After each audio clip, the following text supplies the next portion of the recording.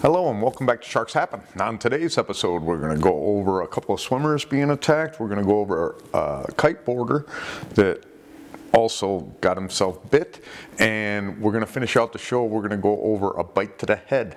Stick around, going to be a great show.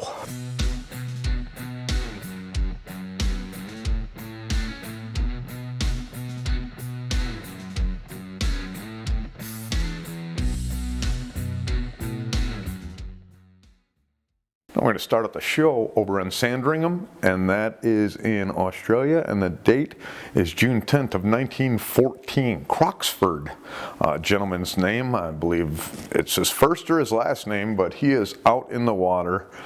He is 43 years old. He's the father of 11 kids. His wife is on the beach. He is out taking a swim. He's known as a strong swimmer, and suddenly he is attacked and taken away by a shark with his wife watching from the beach. There's no sign of him ever again that I have seen. They didn't identify what type of shark or say how far out from shore he was or how deep the water is, just that a shark grabbed him and he was never seen again, and his wife ended up watching the whole situation. That's an attack and an attempt to predate. We just don't know what kind of shark or what size. Okay, now we're going to head over to the Seaview Hotel, and that is or was in Townsville, Australia. The date, November 10th of 1916. Walter Greggson, he is out doing his morning swim. He's by the Seaview Motel. No telling of the distance from shore or the depth of the water, but it's 6 in the morning and he's out doing his regular swim when he is attacked by a shark. They get him into shore. I don't know how quickly, but he passes away shortly after that. So it sounds like they got out to him, got him, and brought him into shore. He ended up with the leg severed and with a severe bite to the groin. Like I said, we don't know what kind of shark or how big it was. It was probably pretty large to take his leg, first of all. So that would put him in our stats for sure. We just don't know what kind of shark or the exact size. We're going to put this down as an attack, not an attempt to predate. By a shark we don't know the size of. If they got out there and got to him quick, it sounds like a 2-bite situation at least. So if I knew that the rescuers got out there, got him, and got him into shore, kind of interrupting the attack, we'd put this down as an attempt to predate. But right now it doesn't sound like that. It sounds like it took his leg and might have bitten him a second time real quick in there and ended up, doing the damage to the groin that he did when taking the leg. So we'll put it down as an attack. Not an attempt to predate, don't know what kind of shark. Hey, now we're going to head over to Praia del Sueste, and that is in Brazil. The date, December 21st of 2015. Marcio de Castro, Palma, he is 32 years old, and he and his wife and his cousin are out at the waters, and they're swimming. Marcio has himself about 160 yards from shore, and no telling of the depth or the time of day. He is looking, and he says that he saw a cleaner area of water. So the water's relatively murky. He looks over and sees a place where it's clearer water. So he swims over into the clearer water, and then he looks to his right and he sees all kinds of fish. He says when he looked to his left, he saw a shark. He said he ran into the shark. So I don't know if he bumped the side of the shark and then it latched onto his hand, or if the shark came up and hit him. So it sounds like he's saying that he bumped into the shark. But I don't know, how that could happen without the shark knowing that you're there. Either way, the shark ends up latching on him on his right hand. So it bites him in the right hand, and when he is rescued, somebody comes swimming out, grabs him, brings him into shore. He's missing his right hand and part of his right forearm. So it sounds like it took his hand and pretty much close to the wrist, took that off. He gets in and he gets repaired, and he ends up surviving the attack. The attack, they say, is from what they assume is a 1.5 meter or a 5.5 foot tiger shark. Those sharp teeth there, it doesn't surprise me that it could take a hand like that. That's probably not hard for them to do, even at 5 feet or just under 6 feet. Very dangerous sharks. The bull, the tiger, and the great white, all very dangerous, even at 6 feet or a little bit under. So, he's the lucky one to get out of there just with that happening without the shark keeping going, because I would think a smaller tiger shark would be a pretty problematic thing. It probably moves faster, I think, than the larger ones. You know, just going by what I've seen about bull sharks going ahead and breaching when they're little, you know, so if babies are sitting there, they have all that energy and they're jumping out of the water and doing things like that, they're probably a little faster and a little more energetic moving than a larger fish that's conserving their energy. So this go down as an attack, not an attempt to predate. 5.5 foot tiger shark. So we're not going to put it in the stats, but that's exactly how it would go in. Okay, now we're going to head over to Tenerife, and that is in the Canary Islands, Spain. The date is July 26th of 1980. Fuentes Escualo, he is out doing some spear fishing. He had just speared himself a fish, no telling time of day, distance of shore, depth of water. He is at the surface as he's just speared a fish, got up to the surface with it, and he said he felt a knock on his thigh. So he gets hit in the thigh by a shark when he's out there in the water, and his friends quickly get to him, get him in. He ends up needing 54 stitches from the bite wound. Turns out it was a blue shark that got a hold of him, not one that usually goes after people, and they're pretty docile most of the time towards people. I would think the fish is exactly what caused this attack. Came up, probably tried to get the fish and grabbed the leg instead. Accidental bite, basically. Goes down as an attack, but you know, not an attempt to predate. And on those where they have a fish, it's usually after the fish. Other ones where they don't have a fish, it's usually after the person. And sometimes they have a fish and the shark doesn't care. Well, this time I think the shark was after the fish, especially because it was a blue shark. We don't cover a lot of those. I think we've covered a couple of them. Last one we covered was off of the Keys, where mile marker 20, I believe it is, because I'm going to go get me a shot of that area when I'm down there in a couple weeks. So that's our attack on Mr. Escualo. An attack, not an attempt to predate. We don't know what size blue shark. We do know it was a blue shark. You know, we head over to Palm Beach to the Singer Island Inlet, which is in Florida, and the date is February 26th of 2012. Jason Lasser, he and some friends have gone to the beach. They went to the beach about 20 miles away from where they parked their cars. They drove 20 miles up, and that's where they started kite surfing. So they got 20 miles of kite surfing they're going through, and at about 2 o'clock, they end up in the inlet, which is a waterway that comes out from Singer Island into the ocean, and it's notorious for fish going in and out of there, which means it's notorious for sharks hunting for those fish going in and out of there. So Jason is coming down. He says he picked a prime wave to drop his board down on. So he's coming down, he's got the thing, and he says he thinks that the board went underneath a shark, and the shark's teeth just clipped his foot. It wasn't a bite. He thinks that he sliced his foot on the teeth of a shark as the board went under the shark when he just touched down by Singer Island. Not really an attack, basically an accident, not even a bite. I would agree with them that it was open mouth, and we're going to get into some more of these that are open mouth attacks.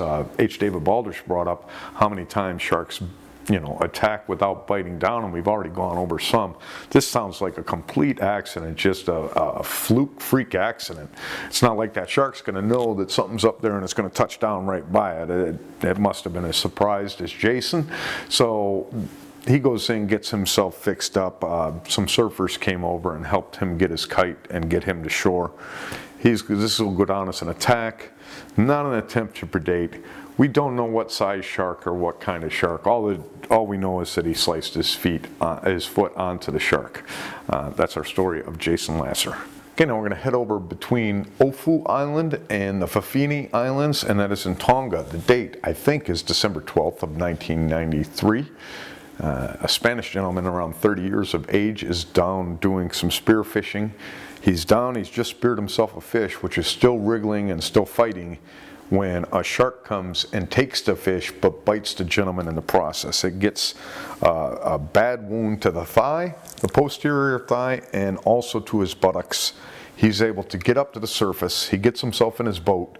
He takes his boat to the beach where he had radioed to his wife ahead of time. They had radioed to the emergency services, and they all met up there, and he was taken in it. He does survive this attack. I was able to see that it's not a fatality in the list, but once again, we don't have a name, first of all, and we don't have a species of shark. They said there was 30 centimeter bite diameter. They actually said it right this time, diameter instead of radius, but a 30 centimeter bite diameter.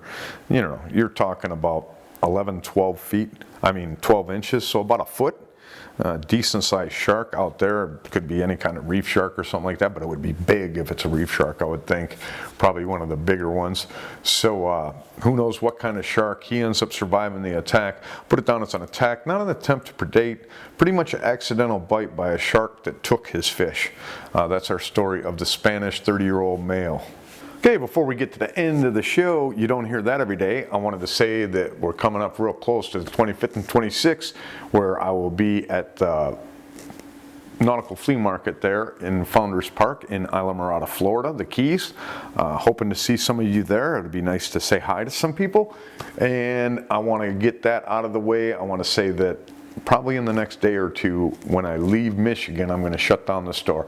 So I'm not going to put the Sharks Happen website in the description, because it's going to be shut down for when I'm down there for 2.5 weeks. And I will keep the Etsy store open, but I hope to see you down there. And now we'll get on with the end of the show. You don't hear that every day. This is in Fiji at Metakuka Reef. This is in May 2012. There's a gentleman, what is your name? Tevita Naborisi. He is out doing some spearfishing, and he is down in the water. He's there with his friends, they're spearfishing. He speared a fish, and he's bringing the fish into him, it sounds like, when a shark came up and bit him in the head. So his head is bitten, and the shark backs off, and it goes to attack him again.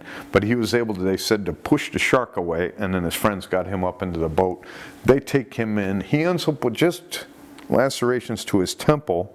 Now, they don't say what kind of shark. The fact that he pushed it away the second time makes me think it's smaller than we would put into our stats. But it's the temple thing as to why I'm even covering this. So it's not going to go in our stats. But to be bitten in the head and only get your temple means that the rest of the mouth had to go somewhere. So I guess on the mask is what I'm thinking. The mask, and maybe if you have a snorkel, whatever's going on, the shark must have got other things and only got to his head on the side of his mask there. Lucky for him, he gets sewn up. Could have been a terrible situation, but like I said, I think this is just a small shark. Probably after his fish, probably another accidental bite. So these are like 3 accidental bites. They'll go down into the spreadsheet as attacks, but they're actually, I consider them accidental bites that, you know, the shark is after the fish. Now, there's a lot of times when the shark is not after the fish, and that's not an accidental bite, that's an attack. We've gone over a couple of them. One, the guy was down there and he was doing the urchin collecting, and the tiger shark came up from the side and grabbed his bag from him and started chewing on the bag as it went away, and he was hoping that it would keep going, and the shark turned around because the bag had dropped to the ground. He swam right over the bag and came up and bit that guy. That's an attack. Another one where what was it that he had? I think it was a fish that he had, and he had let the fish go. We've had a couple of them where they let the fish go and the shark ignores the fish and just keeps coming at the people. That's an attack. But these ones seem the shark is after the fish, and even one of them, the shark got the fish but got the guy too. So those are accidents. They go into the stats. But spearfishing is a weird one to where most of these attacks on spearfishermen, even from bull sharks, when they're out away from the shore, it seems like these bull sharks are a lot more out to feed close to shore. These ones out in the waters I'm seeing are mostly territorial attacks. You know, there's a video of one I mentioned that Christian goes over when he's looking at viral videos, I think it's called. There's a shark 30, 40 feet down in the bottom of the water, and the spear fisherman or whoever it is, yeah, he's a spear fisherman because he's got a spear. But that shark gets at him so quick. The guy speared it in the mouth, luckily, or that shark would have bit him. I don't think it was out to feed. It was only like a 4-foot shark. Fast as could be, though. But I think it just was going to bite him because he was in the water near him. So the shark, you can see it when you watch the video, the shark swimming down there. It seems as soon as it gets sight of him, it's going. So just crazy attacks. But spear fishermen, they get it bad from a lot of sharks, but they get a lot easier than a lot of divers would, and I don't know why that is. It seems like it's probably because they got the fish with them, and that probably helps their cause, because the sharks want the fish and don't want the fuck all that.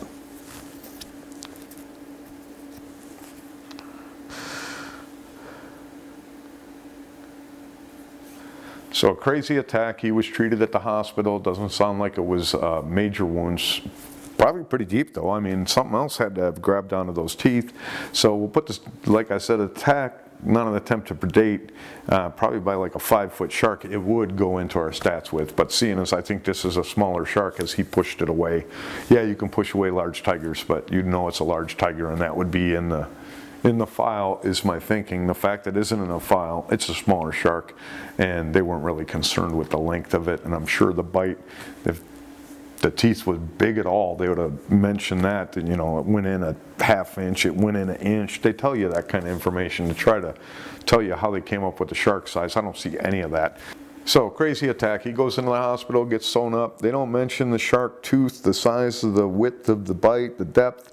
Things they normally give when they're going through telling you how the wound is. I'm assuming this is a small shark from the pushing it away. In fact, he was bitten in the head and he's not too bad off. I do want to say that I thought for sure when I saw this that it was a 7-gill shark, but there's no 7-gill sharks over there in Fiji. I looked at the shark species, 17 of them over there, but none of them are the 7-gill, which has been known. We've covered 3 or 4 bites to the head by that shark, which barely does any damage. I thought that might be the case, but now I'm thinking with this shark, it was something else that got in the way of it doing more damage to his head.